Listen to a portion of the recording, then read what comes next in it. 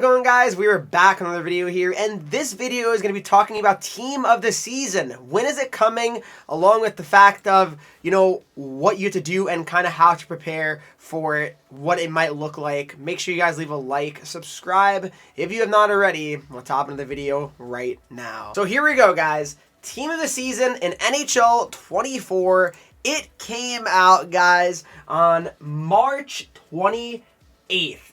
Now, we know, of course, that the next event is not Team of the Season, so logically, you would think that the next event after the event we're about to get on Friday to 2 weeks following that would be Team of the Season. And a lot of reasons why, it makes a lot of sense, would be the fact that the next event would be starting on April 11th, right, guys?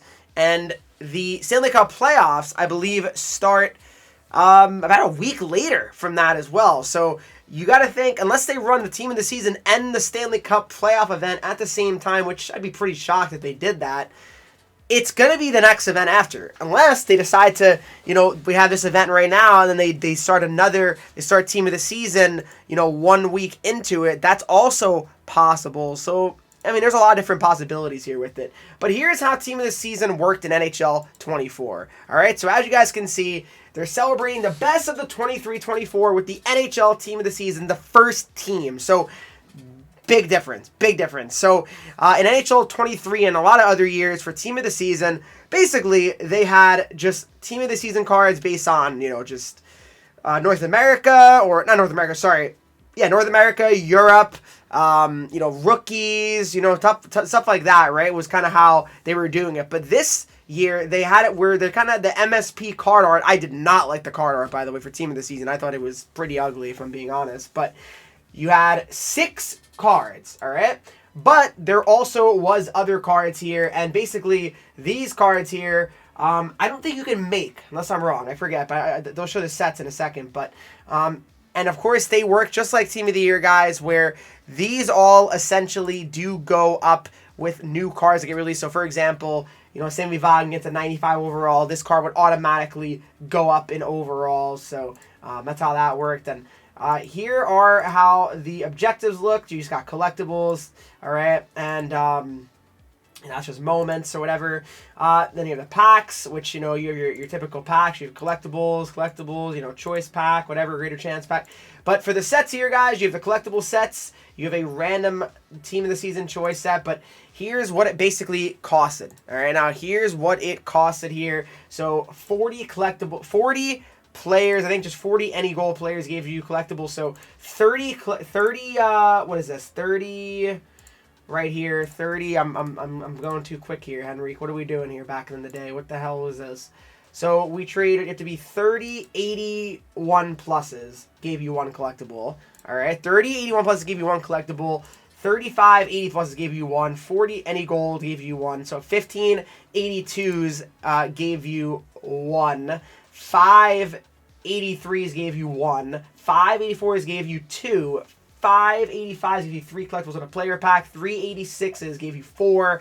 2 87s gave you 4. 1 88 gave you 4. 1 89 gave you 5. 190 gave you 5. And 191 gave you 6 in a player's pack. So, that's all based on collectibles. And, of course, guys, you could trade in 32 of those collectibles and get a random Team of the Season player. I don't know if that was you can get the Kucherov and all those cards in it, but here's how it worked, all right? So basically, you could, of course, if you had, for example, McKinnon, this will probably work the same way, I would say, as this year, guys. Nathan McKinnon, he is a Team of the Year. We all know who's getting a Team of the Season card. And basically how that works is, guys, if you have their Team of the Year card, you essentially can trade in their Team of the Year card, and you will end up getting both cards back, so you get to kind of choose which one you'd like to use here. So basically, you'll get your Team of the Year McKinnon along with the Team of the Season one. You can kind of say, hey, I like the card art better on this one, or the abilities, or whatever,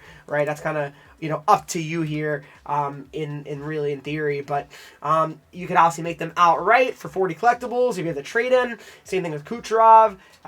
So this one is interesting, though.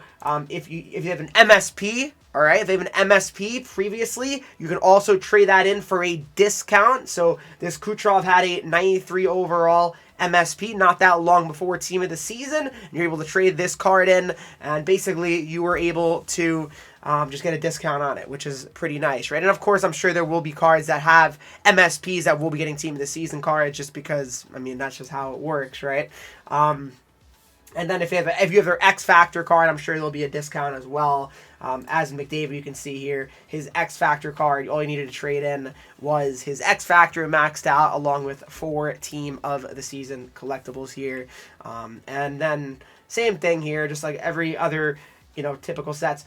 And yeah, you could make the Spooner card if you had one of her, I think, MSPs or something like that. So yeah, you cannot make like the base event cards. If you had MSPs, then yes, then obviously you could make them like that. All right. So, but the sets, it's not really an easy way to kind of determine how they're gonna work. But I think what we saw in NHL 25 for Team of the Year is something we might see for Team of the Season for NHL 25. And I'll give you guys a quick reminder of what that looked like. Here's how Team of the Year worked if you guys did not remember, all right? So basically, you needed to trade in 87 plus cards here, right? So, for example, to make the McDavid, you needed to trade in a total of 1587 plus cards to have the entire Connor McDavid Ultimate version.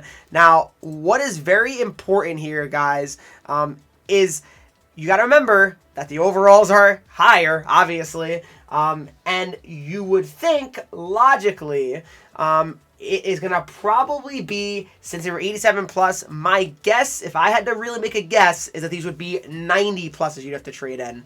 I would go out and on the limb and say it would cost at least 10 90 pluses to actually get a Team of the Season card outright without any like discounts or anything like that. Just a guess. Like I said, this is not anything set in stone. It's just what I'm guessing. If I were you guys, I would personally skip the next event and just take everything from that event and just start saving for the Team of the Season. I really would, because honestly, this next event, it can't be as good as Team of the Season. It can't be as good as the Warp Speed event either. So if you really want me to be honest, I think it's best to start saving really any 88 pluses, because we don't really know what will be allowed and required for the sets to make the Team of the Season cards.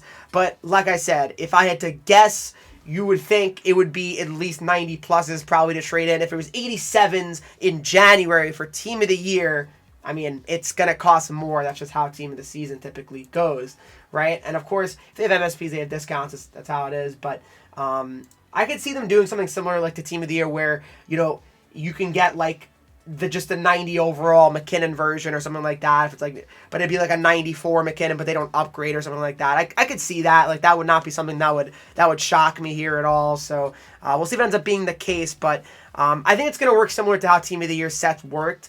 Obviously, they're not going to be the same cost. I mean, I'm sure it's going to definitely be more expensive and higher overalls that need to be traded in, though. And then Team of the Season, I mean, it just works different every year. I mean, there's no real, like, it's going to be this many weeks. You can't really tell 100%, guys. I mean, I think there's been years where there's 3 weeks of Team of the Season. There's been weeks there's 4. There's been years there's been 2, I think. So yeah, I mean, there's typically not that many Team of the Season, I would say, cards, at least not last year. NHL 23, there was like 100 or some crazy amount. So I don't think we'll get that amount again, but we'll see, of course. But for me, I'm more towards the, idea of I'm going to probably save for the Team of the Season now. Unless there's a devil in the next event, that's the only way I would make a card here. I have 1,000 cards saved right now, locked and loaded for the Team of the Season event here. And like I said, I mean, if you want to look at, my overalls, 89 plus to 99, these are the amount of cards that I have saved right now, 44, which I think is